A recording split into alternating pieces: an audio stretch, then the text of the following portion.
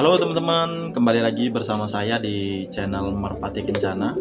Jadi di video kali ini saya ingin kembali sharing-sharing bersama teman-teman sekalian, sekaligus menjawab pertanyaan dari salah satu subscriber Merpati Kencana ya. Jadi pertanyaannya cukup bagus ya, teman-teman bisa lihat pertanyaannya. Dia tanya, apa benar Om, kalau capit udang lebar, burungnya kurang bagus?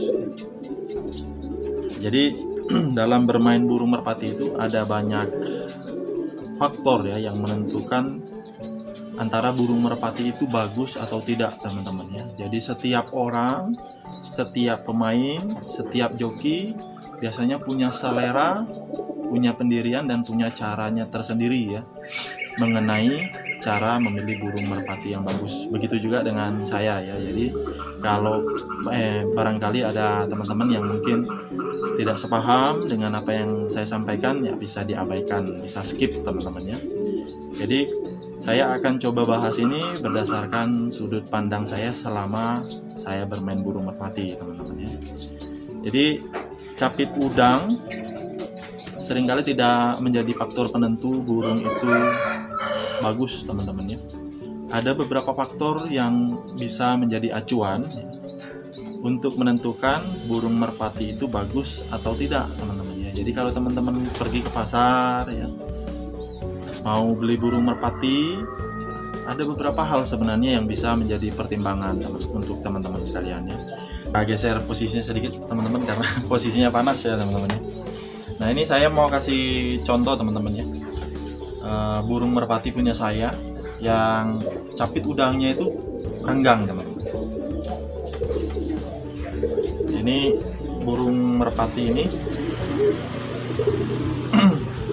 baru jadi teman-teman ya, baru belajar lomba tapi udah keburu bulunya ambrol teman-teman ya. Sekarang larnya lar 2 teman-teman ya. Jadi memang ini lagi bulu istirahat teman-teman, jadi sudah 2 giringan ini tidak saya mainkan teman-teman. Burung ini capit udangnya renggang teman-teman. Kalau teman-teman perhatikan ya, kalau saya ukur menggunakan jari kelingking saya ini masuk teman-teman. Jadi dari hal ini sebenarnya kita bisa lihat bahwa capit udang yang renggang itu tidak selalu menjadi faktor burung itu jelek teman-teman. Karena ini burung punya saya ini, burung ini cc-nya sangat kencang teman-teman, terbangnya bagus ya, manuver turunnya kencang, bawahnya juga nembaknya dor teman-teman ya.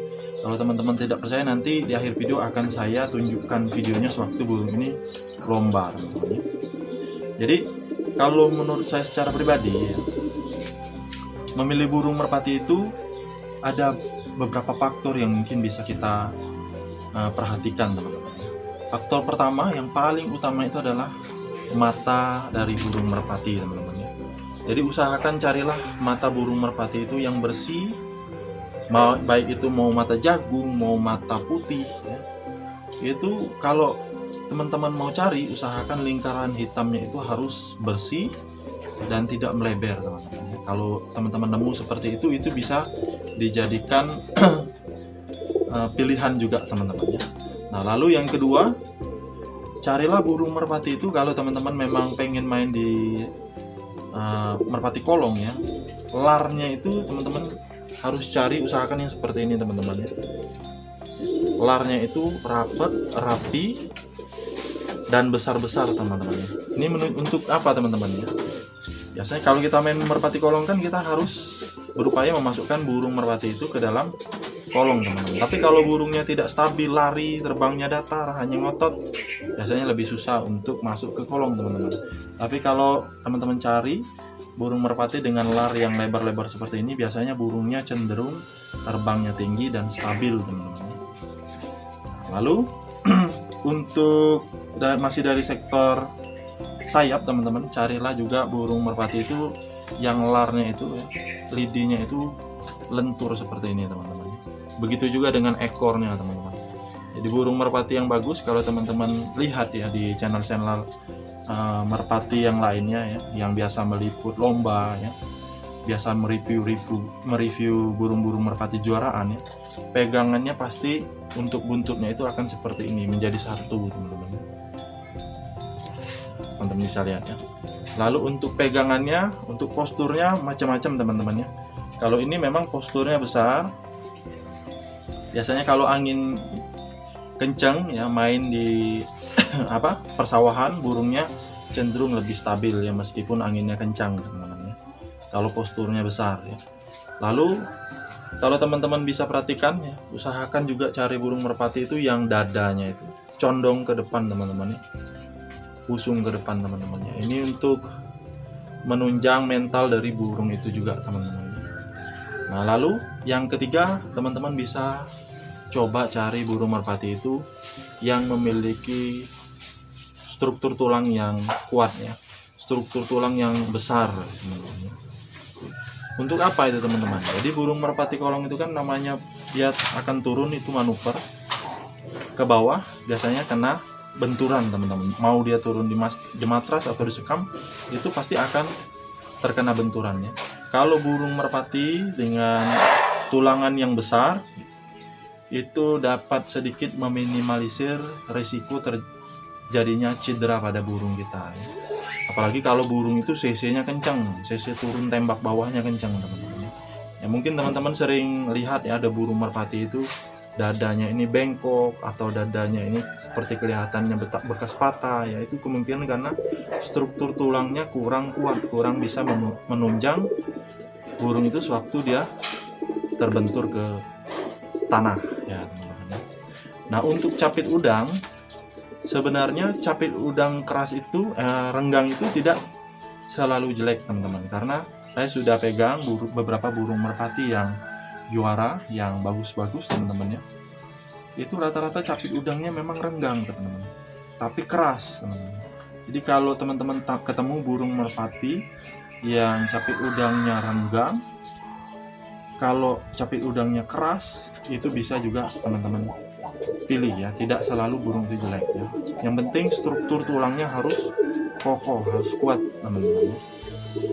Nah, kalau capit udangnya rapat bagaimana? Rapatnya seberapa dulu teman-teman ya.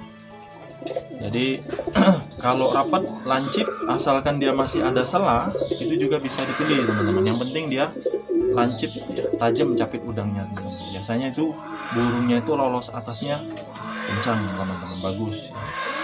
Jadi memang sebenarnya teman-teman, rabaan atau capit udang tidak selalu menjadi faktor utama ya, seperti yang saya bilang tadi, tidak selalu jadi faktor utama burung itu bagus atau jelek ya.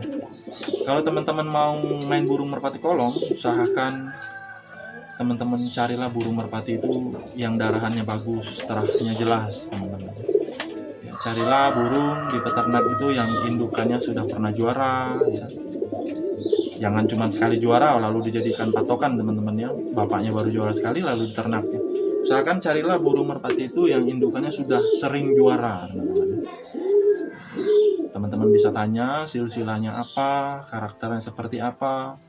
Nah, kenapa saya anjurkan teman-teman cari burung merpati dengan darahan yang jelas, supaya teman-teman tidak capek nanti sewaktu melatih teman-teman ya. Karena ya kalau teman-teman masih cari burung merpati yang mau dimainkan di kolong, beli dari pasar itu tidak selalu jelek sebenarnya teman-teman. Pasti ketemu burung yang bagus, tapi tidak setiap hari akan ketemu burung yang bagus teman-teman ya. Karena kemungkinan burung yang bagus itu ya bisa jadi burungnya itu memang aslinya ada teranya, tapi burungnya hilang, dijual orang ke pasar. Kita beli, kita latih, ternyata burungnya bagus. Kemungkinan memang burung itu tadinya darahannya jelas teman-teman ya. Itu dia teman-teman.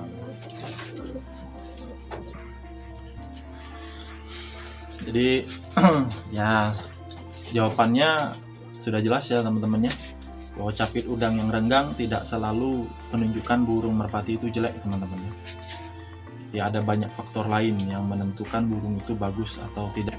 Burung merpati itu tidak selalu dinilai dari rabaan teman-teman, tapi burung merpati itu seringkali bergantung pada mental dan karakternya, dan itu biasanya didapatkan dari burung yang terahnya jelas. Jadi walaupun burungnya rabaannya top bagus sekali, kalau mentalnya tidak ada ya percuma juga teman-teman. Nanti dilatih turun buang. Itu sudah saya buktikan teman-teman. Kadang-kadang sudah saya latih capek-capek ya. Saya sudah cari tahu ya, ini problemnya apa, kenapa dia turunnya kok buang terus ya. Ternyata memang burungnya mentalnya tidak ada, mental tarungnya. Atau kadang diterbangin sendiri mau tuh masuk ke kolong, mau turun, nanti pas sudah ada gandeng turun buang. Jadi itu bergantung dari karakter dan mental. Nah, untuk mendapatkan mental yang bagus, carilah burung merpati yang terahnya juga bagus teman-teman.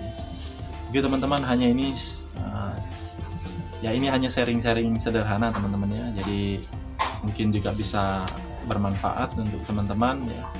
Dan kalau teman-teman suka, jangan lupa klik tombol like, klik tombol komentar juga. Barangkali ada teman-teman yang mau komentar sehubungan dengan hal ini.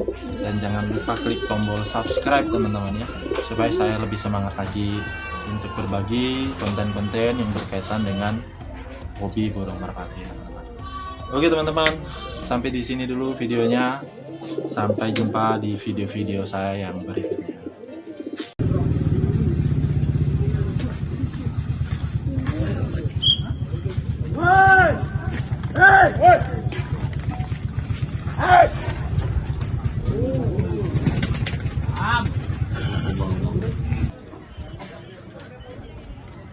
Kiri itu.